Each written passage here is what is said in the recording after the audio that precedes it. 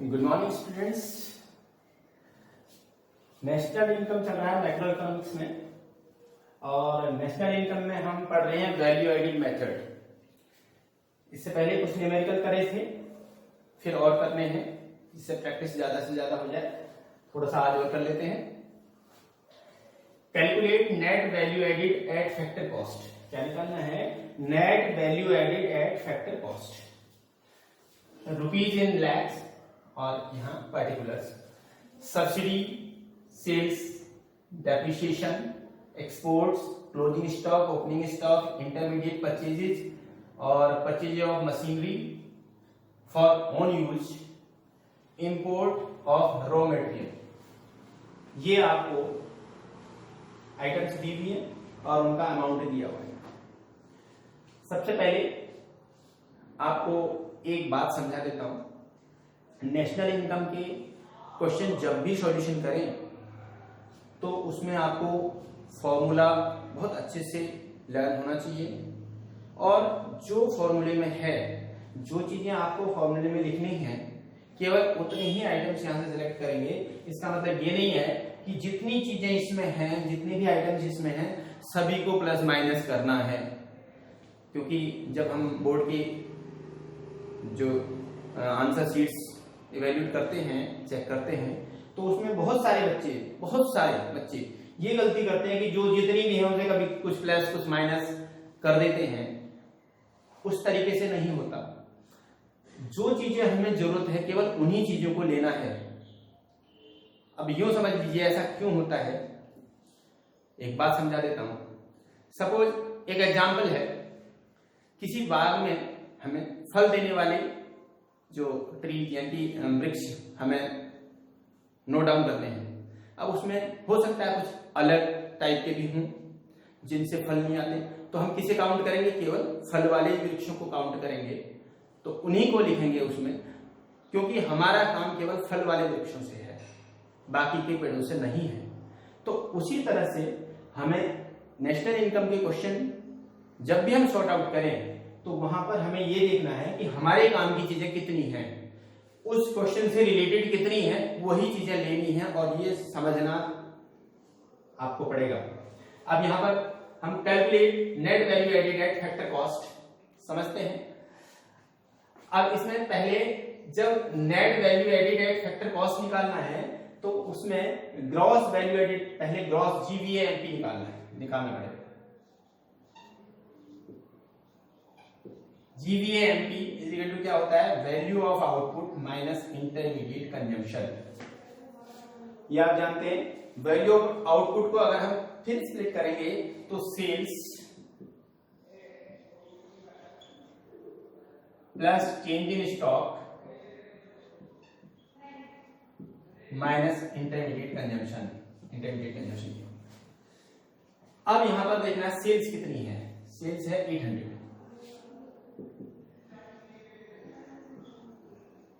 Plus change in stock क्या होता है?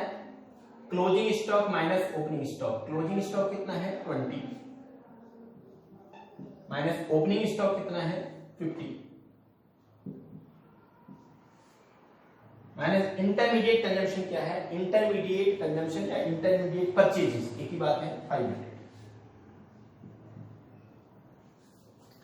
अब यहां पर ध्यान रखना है कि जब इंटरमीडिएट कंजम्पशन आ गया, परचेजेस आ गया, तो उसमें अदर परचेजेस कुछ भी या इंपोर्ट कुछ भी हमको लिखना नहीं है, क्योंकि इंपोर्ट या अदर परचेजेस जितनी जो भी परचेजेस हैं वो सारी इंटरमीडिएट कंजम्पशन या इंटरमीडिएट परचेजेस में आ जाती हैं। तो अब इसको सॉल्व कर दें। 800 प्लस, अब यहां क्या आ जाएगा? -30 minus 500, 800 minus 30 minus 500, 800 minus 530 is equal to, इसमें से माइनस कर देंगे तो कितना आ जाएगा? 270। तो ये आ गया GVA-MP।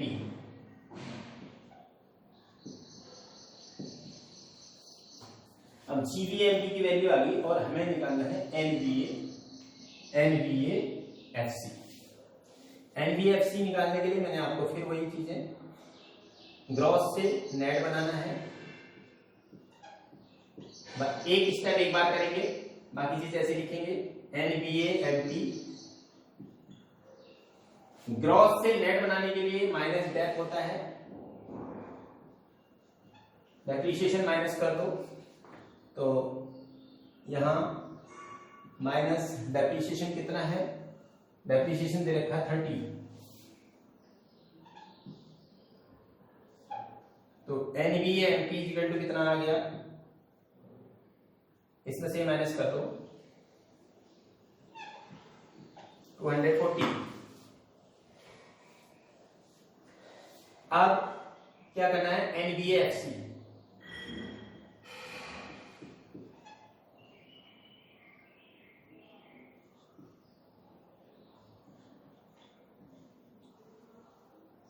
NVA-FC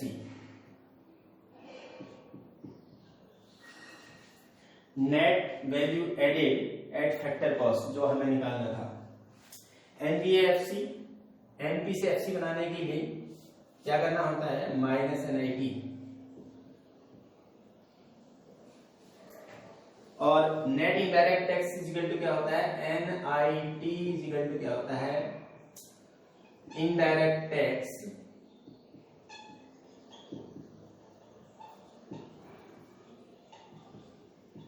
माइनस सब्सिडी, ये फॉर्मूला होता है। अब यहां देखो इनडायरेक्ट टैक्स, अगर NIT डायरेक्ट दे रखा है तो डायरेक्ट माइनस कर दीजिए। देखिए इसमें कहीं इनडायरेक्ट टैक्स दे रखा है नहीं, और यहां टैक्स सेल्स, ये सब्सिडी दे रखी है जो सब्सिडी की हमें नीड थी, सेल्स, डेप्रिसिएशन, एक्सपोर्ट्स। देखिए यहाँ एक्सपोर्ट भी हमें नहीं लेना था, क्यों, क्योंकि हमारी सेल्स में एक्सपोर्ट आ जाता है। अगर सेल्स दे रखी है तो इसका मतलब एक्सपोर्ट आ जाता है, ये ध्यान रखने वाली बातें हैं। अगर सेल्स दिया है तो एक्सपोर्ट आएगा, अगर डोमेस्टिक सेल्स दिया है तो फिर एक्सपोर्ट को प्लस करना पड़ेगा। अगर डोमेस्टिक सेल्स दिया है, खाली सेल्स दिया है तो इट मींस सारी सेल्स हो गया, एक्सपोर्ट भी आ गया उसमें। और closing stock, opening stock, intermediate, तो इसमें कोई टैक्स नहीं दिया है। तो अब हम इनडायरेक्ट टैक्स को मानेंगे 0 और सब्सिडी को मानेंगे, सब्सिडी हमें गिवन है 40, तो 0 माइनस 40 इक्वल टू माइनस 40 हो गया। अब ये बात समझ में होंगे आप, तो NIT इक्वल टू माइनस 40 हो गया, तो यहां माइनस 40 माइनस 40। अब ब्रैकेट हटाने पर माइनस माइनस प्लस हो जाते हैं, तो क्या आ जाएगा 280। ये ब्रैकेट अगर हटाते हैं हम तो माइनस माइनस प्लस हो जाते हैं। अगर इस तरह से समझ लो कि 240 होता माइनस 40 होता यहां, तो इसको 240 प्लस 40 इक्वल टू 280 आ जाता। तो इसी तरह से ये 280 आ गया NVA-FC।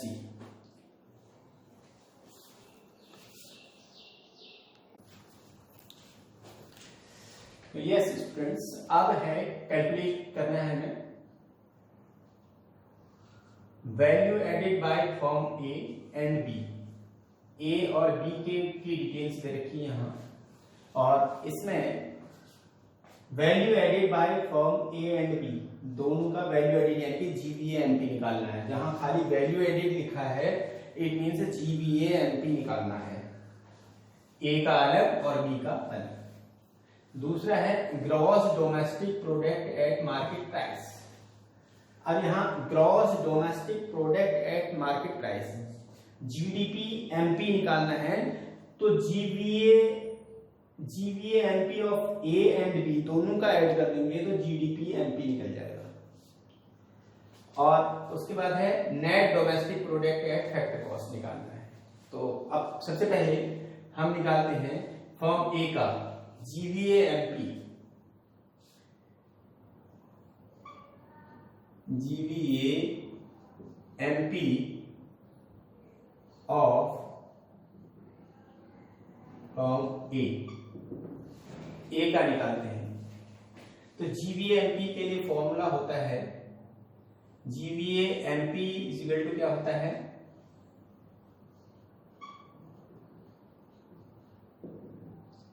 Value of output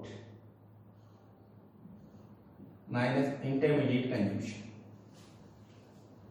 it means sales plus change in stock minus intermediate consumption. ये फॉर्मूला आप अच्छे से याद हो गया होगा। अब इसमें सेल्स किसकी, ए की सेल्स लेनी है। Sales by firm B to government, ये नहीं है, ये बी की फर्म है, बी की सेल है। तो सेल्स बाय फर्म ए की सेल्स कितनी है, 500।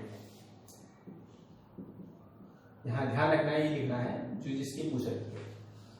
Plus change in stock, change in stock of firm A दे रखा है, change in stock of firm A 20 minus intermediate consumption. Intermediate consumption देखिए क्या, सेल्स हो गई, sales by firm B, change in stock, closing stock, opening stock, purchase by firm A. जो purchases होती हैं वही क्या होती है, इंटरमीडिएट कंजम्पशन होती है। ध्यान रखना है, इंटरमीडिएट कंजम्पशन का मतलब है कि उस प्रोडक्शन के लिए हम जो भी रॉ मटेरियल लगा रहे हैं उस पर जो भी खर्च होता है, यानी कि वो परचेजेज होंगी। तो purchases by firm A 320, purchases by firm A 320,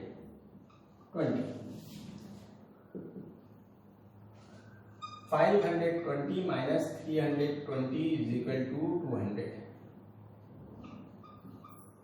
ये GVA MP of firm A आ गया।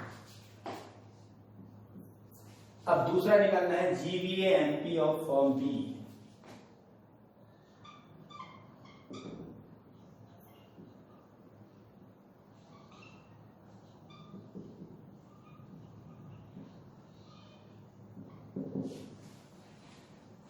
फॉर्मूला सेम है,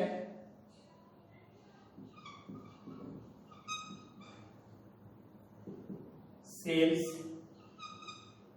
plus change in stock minus intermediate consumption. ये वाली लाइन देखिए। अब सेल्स बी फर्म की सेल्स क्या है, देखें ध्यान से। Sales by firm B to government, government को कितनी सेल करी है उसने, 100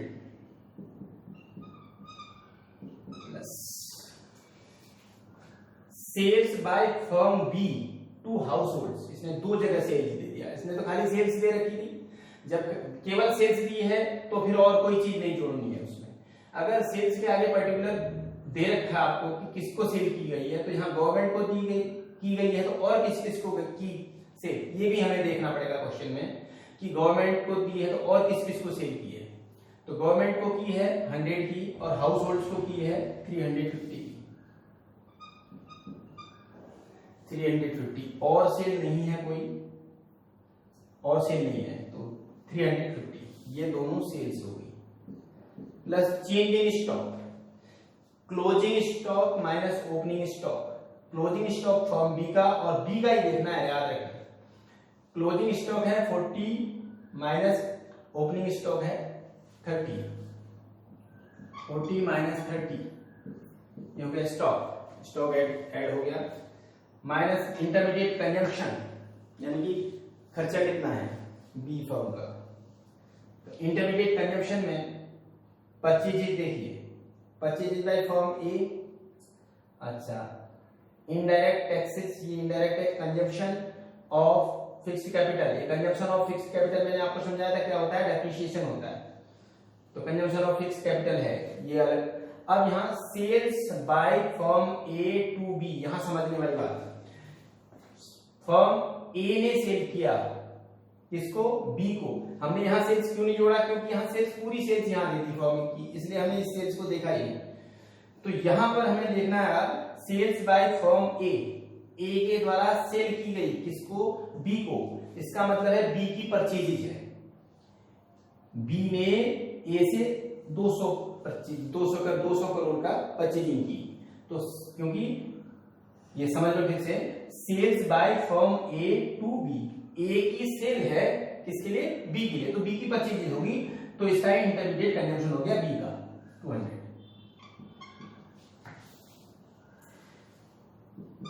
अब इसे कैलकुलेट कर लो, 450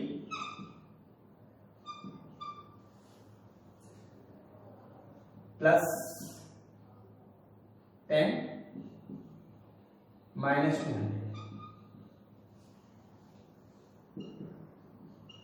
460 माइनस 260, ये आ गया GVAMP फर्म बी का। अब GDPMP ग्रॉस, ये फर्स्ट आंसर हो गया, दोनों आंसर आ गए फर्म ए का और बी का। अब है GDPMP, GDPMP is equal to GVAMP of firm A plus B। तो A plus B 200 plus 260 is equal to 460, यह आ गया GDPMP। और उसके बाद थर्ड है net domestic product at factor cost, NDPFC। अब GDPMP से GDPMP इज इक्वल टू है 460, इसमें से हम डेट माइनस कर देते हैं, तो NDPMP हो जाएगा। तो डेट माइनस करना, तो माइनस कितना करना? डेप्रिसिएशन मैंने आपको बताया, कंजम्पशन ऑफ फिक्स्ड कैपिटल 120,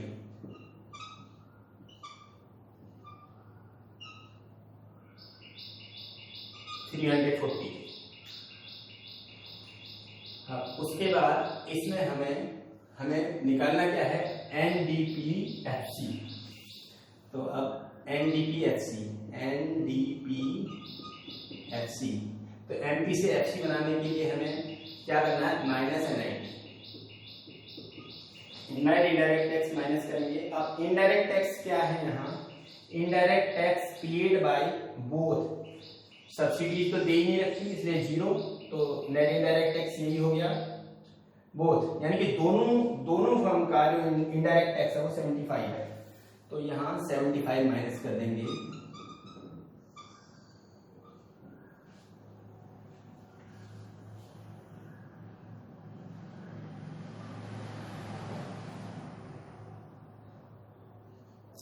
$265, यानी कि GDP NDPFC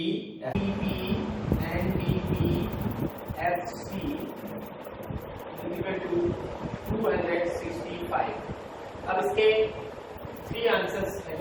फर्स्ट आंसर है 200 एंड 260, सेकेंड का आंसर है 460 and third net domestic product at